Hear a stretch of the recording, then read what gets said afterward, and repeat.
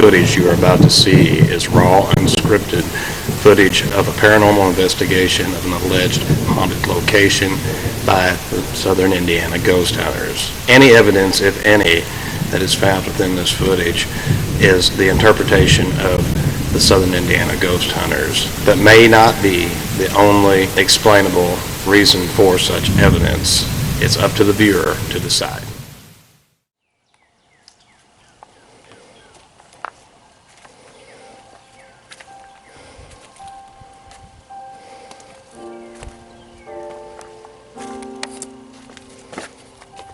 I know I've been away for a while, and I'll explain that to you. I had to go to the hospital.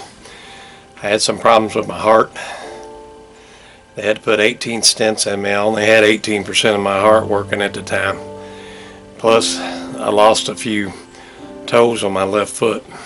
And I'm just now starting to make it back. And I'd like to tell you a story about why I do a lot of what I do, the area I come from.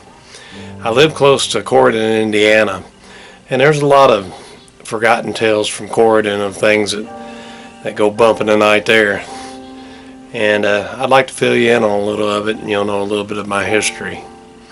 Anyway, it's great to be back and see you all again, and hopefully I can keep coming back. Again, welcome to the story of SIGH, and here's the story as it goes.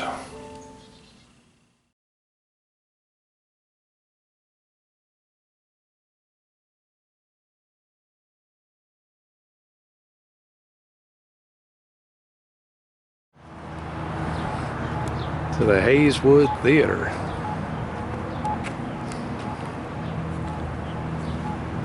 Which is right next door to it. A lot of stories about the hauntings that went on here too. They say that it's haunted by an old actor.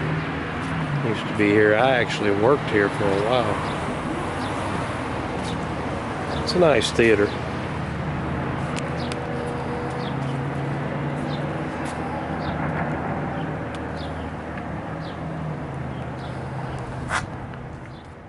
Back in the later 80s, I acquired a position on the board of Hayeswood Theater, and one of my jobs was to install the new seating into the theater. And I worked on this during the week with the front door open, and I'd heard rumors in the past that the theater was haunted.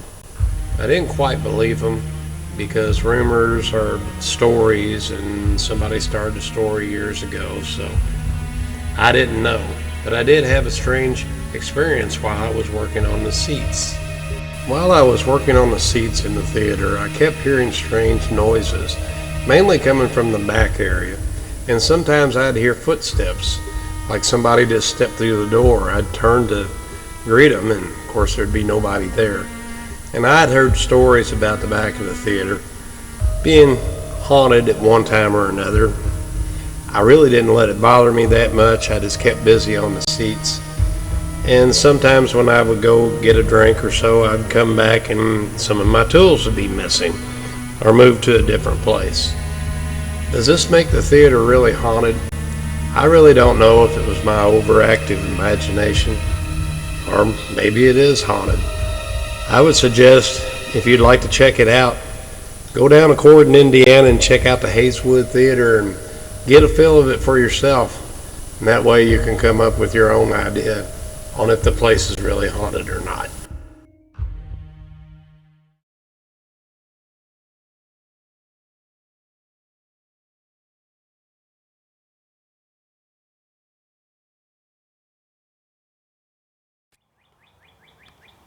Back in July 9th, 1863, Commander John H. Morgan, the Morgan's Raiders, at the Battle of Corydon, commandeered the Kintner House as his headquarters as he ruled over Corydon, Indiana, for a few days. The Kintner House Inn, located at the southwest corner of Chestnut Street and Capitol Avenue in Corydon, Indiana, has a long history of haunting, such as full body apparitions, shadow apparitions, flickering lights, voices, out of nowhere and objects coming up missing and reappearing. Hannah Kittner and her husband Peter were the first of the Kittner family to settle in Corydon back in 1819, before the original inn's construction. Some investigations of the Kittner house have picked up the names of Mary, Hannah, Connie, Louie, and Genevieve that multiple times have came across their equipment. You would think that after this time of the investigations of the Kittner house, somebody would have come across the name of John Morgan. I know that this would be the spirit I'd be looking for if I ever did an investigation of the Kittner house. The other names are cool, and the history is really cool, but it's yet another place in Corydon, Indiana, which is reportedly haunted. If you leave Corydon and drive down 135 towards Kentucky, you'll come across a road called Lickford Road. If you take this road off to the right and drive back for a while, you'll come across an old bridge known as Lickford Bridge. This is the bridge of our fancy that has a story behind it. The Lickford Bridge is an old bridge that sits out in the country across from an old house that's just up the hill from it. The story that we're going to talk about, and we will talk about the house too, but we'll go to the bridge first, and we're going to talk about the Lickford man. The Lickford man lived back in the days when few places in Indiana actually kept a few slaves, and he would let his fingernails grow long, and he was a cruel man. From time to time, he'd take the slaves down to the bridge, where over the bridge he would cut their throats with his long fingernails and hang them over the bridge to die. If you go and stop at the bridge and get out, you will see him walk out from behind the trees and come toward you.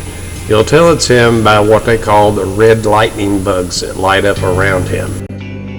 If you get back in your car to leave and pull off the bridge, you will notice there will be long handprints down the side of your car and on the front of your car, as if it were put there by the slaves trying to push you off the bridge to get away from the Lickford man. It is said if you insult the man or the bridge, he will follow you and haunt you until you come back and apologize. The house, which is on the road after you leave the bridge off to the right, either belonged to the Lickford man or another resident that lived there after him.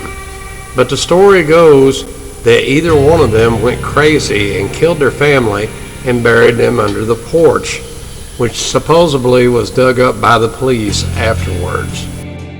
I have never been to this site myself, but from the stories I've heard and the curses that supposedly follow them, I would like to talk to somebody who's ever been there and see exactly what happened to them. So if you've been there, please contact me. Down the road from Lickford Bridge is another haunted location toward Mockport, Indiana. It's a hollow place in the middle of the road called Haunted Hollow. However, this place gets confused with another hollow that's up around Salem called Dead Man's Hollow, which became known as Haunted Hollow. I'm going to tell you the story about Dead Man's Hollow and how they got confused with Haunted Hollow down in Mockport is beyond me. Now here's the story as it goes. Here is the story of the legend of Dead Man's Hollow, courtesy of John Hayes Center.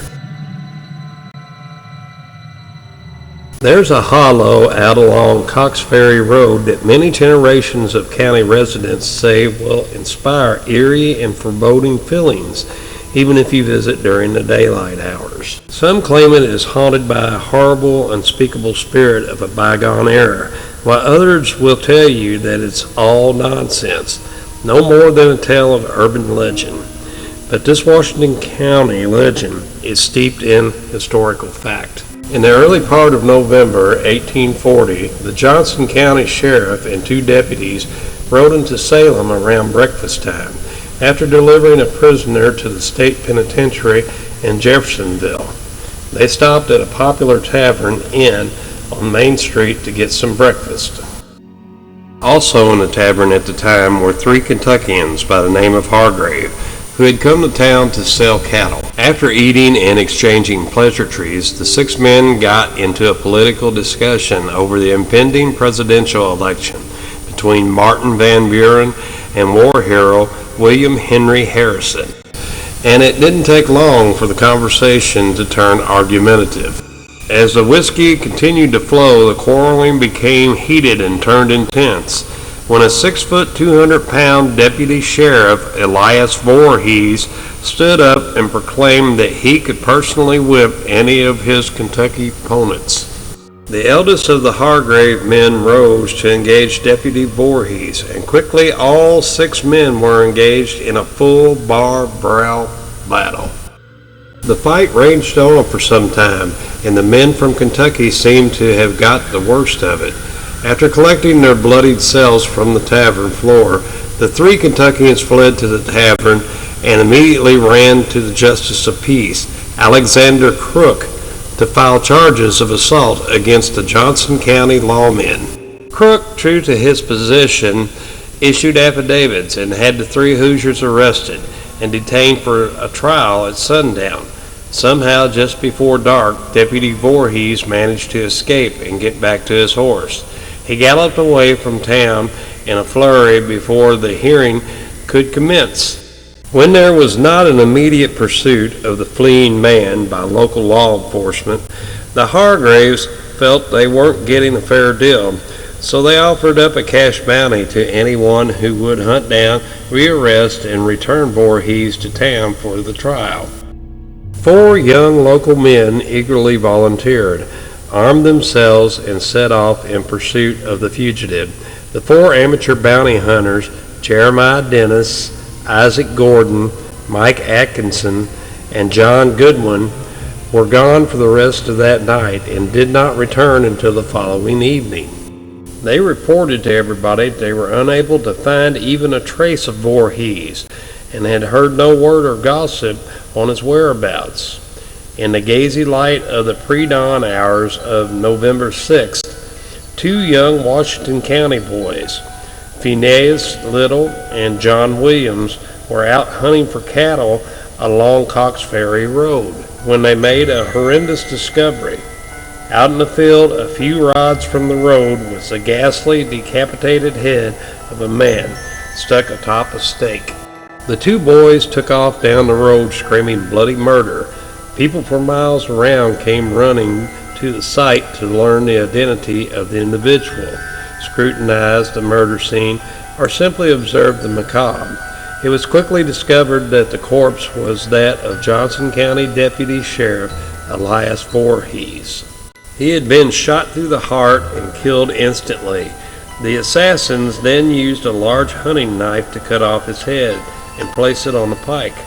Suspicions immediately turned to the 4 local men who had attempted to collect the Hargraves bounty. They were accordingly arrested and charged with first-degree murder. A tense environment erupted in Salem as the county residents were certain of the local men's guilt, and rumors began to circulate that there would be a lynch mob formed to exact justice for the grisly murder. Due to the anxious circumstances, the defense attorney requested and received a change of venue, and the case was transferred to Harrison County.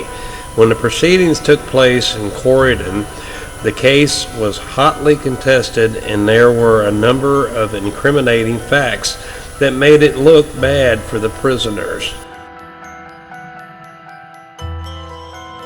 However, the change of venue caused complications for the prosecution, as they were unable to produce some of the evidence, and several of their witnesses failed to make the journey to the Harrison County seat. After deliberations, the jury voted to acquit the Washington County men, and they were set free. But the testimony delivered in the courtroom left little doubt in the minds of the public that Goodwin and Dennis had perpetuated the crime, while Atkinson and Gordon were accessories to the fact and cognizant of the truth of the matter. Prior to his beheading, Deputy Elias Voorhees had been born in 1814 in Mercer County, Kentucky, and had migrated across the Ohio River as a child with his parents, settling around Franklin, Indiana. Elias was only 26 years old at the time of his murder and left behind a widow, Eleanor Davis, a 3-year-old son, Andrew, and an infant daughter, Martha. The Hollow, a few miles northwest of Salem's city limits on Cox Ferry Road, has been said to be haunted by this man's spirit since the incident occurred, and over the years gathered the nickname of Dead Man's Hollow. Through the many years since, numerous people have claimed in the wee hours of the night to have seen a headless apparition dressed in clothes from another time era, roaming along in the fields beside the road. Some say the spirit they saw had no head at all, while other witnesses claim that Voorhees' doppelganger was carrying his head in his hand, held outright like you would a lantern trying to find your way through the darkness. Despite the similarities, there have been any reports of any spirit riding a horse or smashing pumpkins, but it is certainly easy to imagine the unrest of Voorhees' spirit and his fruitless pursuit of his justice for his gruesome, wrongful, and untimely death. It has been some years since anyone has claimed to have seen the ghost of Elias Voorhees, but remember, the veil between the world of the living and the world of the dead is said to be the thinnest around the time of Halloween. If Deputy Voorhees were to make another appearance, still aimlessly wandering between two realms 175 years after his brutal murder, these are the known facts of the 1840 case of Elias Voorhees and the legend of Dead Man's Hollow.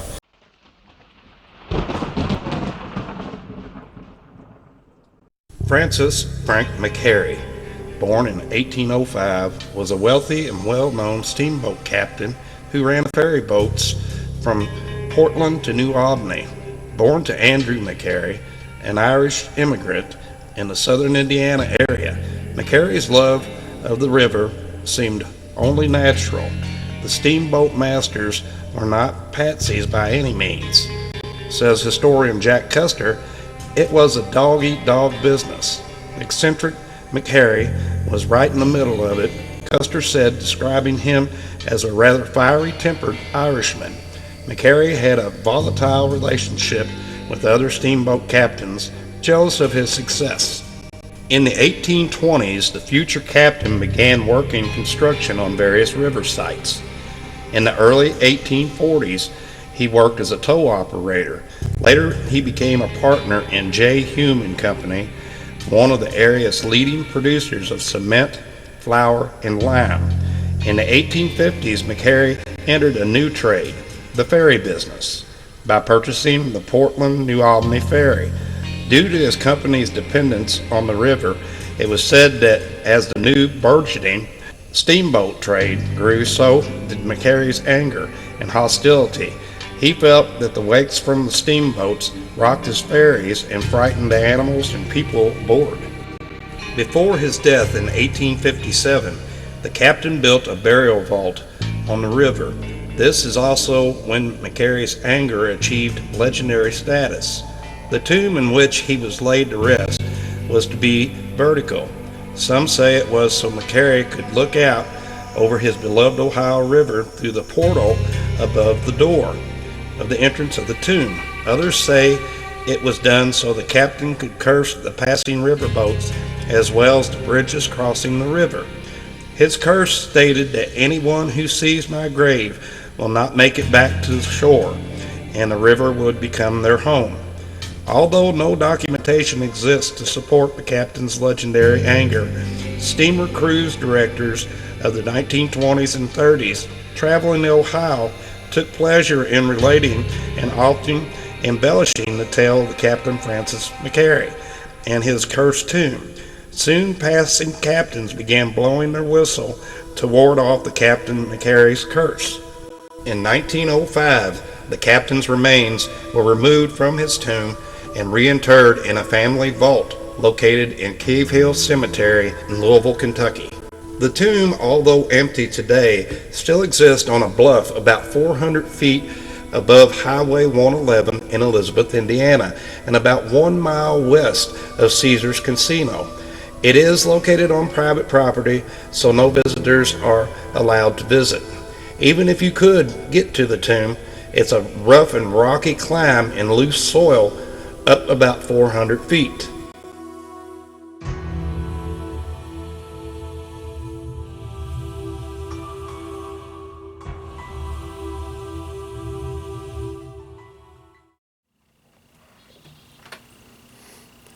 Thanks for visiting with me today. I appreciate it. And come back for the next time in the story of SIGH. I hope you enjoyed the show, and we'll see you real soon.